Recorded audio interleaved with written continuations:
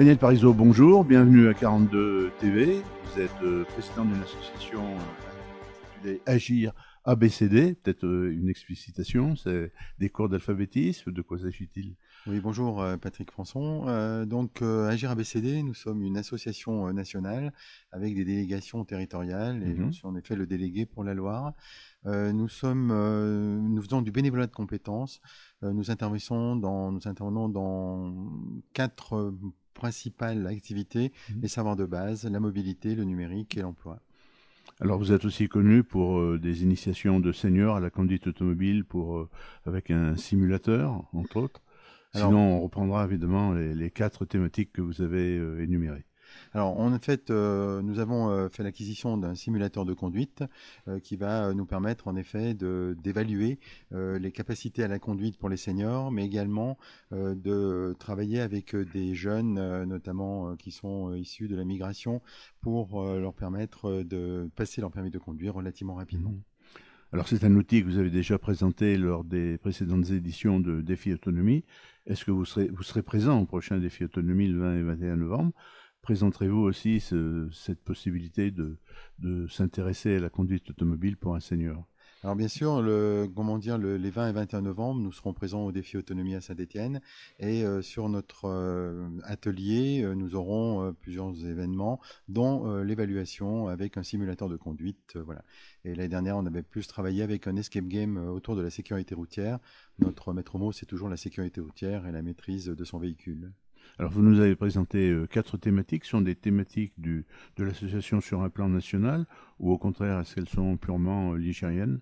Alors, sur le plan national, on a tous entre guillemets, des cœurs de métier similaires, avec des développements différents. Ça peut être par exemple, les savoirs fondamentaux. Certaines délégations sont très branchées sur le FLE, le français langue étrangère, c'est-à-dire l'apprentissage du français pour les populations qui ne le maîtrisent pas.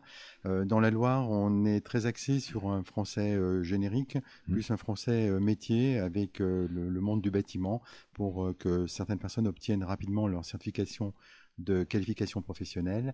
Et puis, donc tout ce qui tourne également autour des savoirs de base, et notamment l'accompagnement de mineurs non accompagnés sur le scolaire, sur leurs apprentissages en CAP ou BEP. Alors concrètement, comment ça se passe, travailler avec les pouvoirs publics? Vous avez des locaux adaptés? Quels horaires après les Alors, journées de travail? En fait, nous n'avons pas forcément de locaux, hein, on est SDF, comme on se plaît à le dire.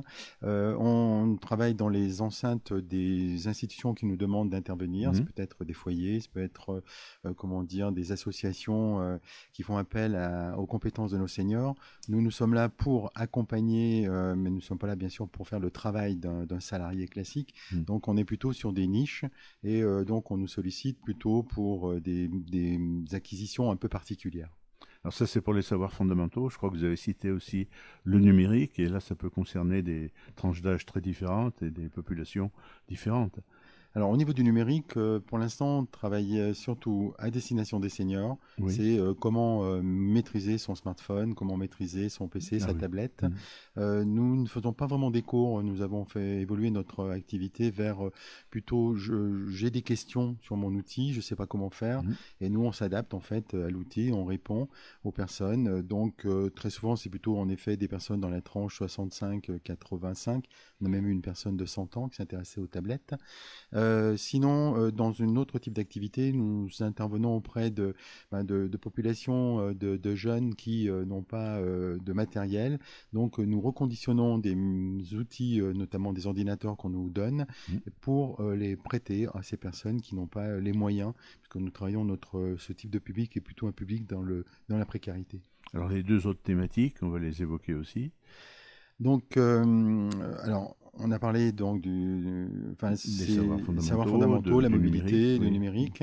Alors, l'emploi, en fait, nous sommes en lien avec une fondation qui s'appelle la Fondation de la Deuxième Chance, à pas confondre avec l'école de la Deuxième Oui. Chance.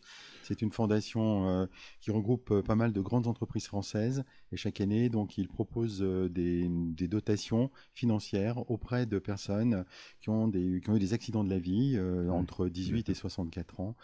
Ces personnes-là, donc, soit veulent reprendre des études aider, on va financer l'école, soit veulent créer leur entreprise, et auquel cas, comment dire, on va les accompagner dans ce cadre-là. Ils peuvent obtenir un financement de 1 000 à 8 000 euros. Actuellement, on a 3 dossiers sur la Loire. Un qui va aboutir avec la création d'une librairie rue Louis Braille à Saint-Étienne, qui s'appelle la librairie Les Intrus. C'est une librairie de bande dessinée. Et le jeune qui crée cette librairie a fait appel à notre compétence et à notre aide financière pour lui permettre de compléter les financements qu'il avait déjà obtenus. Alors, c'est un bel exemple sur Saint-Étienne. Géographiquement, vous intervenez dans d'autres villes de la Loire, dans les 2 autres arrondissements? Alors, Agir ABCD Loire, nous intervenons sur tout le département de la Loire, à la fois sur le Rouennais, dans le cadre d'un centre de jeunesse, le centre de jeunesse Père Bérégovoy à Roanne, sur les savoirs fondamentaux. On intervient également auprès de structures type unicité, auprès des jeunes en service civique, qui sont des jeunes qui sont dans une promotion qui s'appelle Booster Pro, et donc nous allons travailler avec eux sur le passage du code de la route. L'objectif, en fait, c'est qu'ils puissent passer leur permis de conduire le plus rapidement possible. On intervient également sur la région de Nord-Étable. Là, c'est plus autour de la mobilité, du transport solidaire. C'est-à-dire qu'on on propose à des personnes qui n'ont pas de véhicule des chauffeurs bénévoles qui viennent les chercher avec leur voiture. On fait ça dans le cadre de la loi mobilité. Alors des actions de solidarité, mais aussi il faut être pédagogue pour certaines des thématiques que vous avez évoquées. On ne s'improvise pas pour le numérique ou pour d'autres aspects que vous avez cités, ou l'apprentissage du français à quelqu'un qui vient d'un autre pays. Alors, tout dépend les types d'activités, tout dépend les bénévoles, en fait, puisque nous, les bénévoles, aujourd'hui, on en a une 50aine dans la Loire. On a, en fait, dans ce qu'on appelle du bénévolat de compétences, donc soit des personnes, par exemple, qui font du français, ce sont des anciens enseignants souvent, français, oui. mais ça peut être aussi des personnes qui n'ont pas du tout, comment dire, on a par exemple quelqu'un qui est pharmacien à la base et qui s'est intéressé au français, qui s'est formé et qui aujourd'hui suit des groupes de français. Pour le numérique, on n'a pas besoin d'être informaticien. Comment dire, ce qui est important, c'est de savoir transmettre quelque chose, parce que la plupart du temps, les anciens nous disent, eh ben, c'est compliqué, les petits-fils, les petits-enfants, les enfants, etc., ils vont trop vite, on comprend rien. Donc nous, en fait, on prend du temps pour leur expliquer comment ça fonctionne. Donc c'est plus une pédagogie adaptée, en fait, au public que l'on rencontre. Alors le 5D, participer à des manifestations, on a cité Défi Autonomie.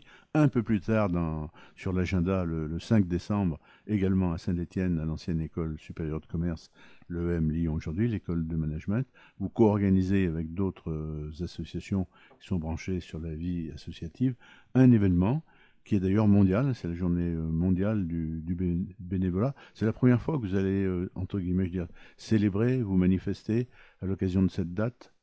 Alors non, ce sera la deuxième année, puisque l'année dernière, il y avait eu sur Montbrison, Roanne et Saint-Étienne, le passage d'un film avec un débat sur la thématique du bénévolat.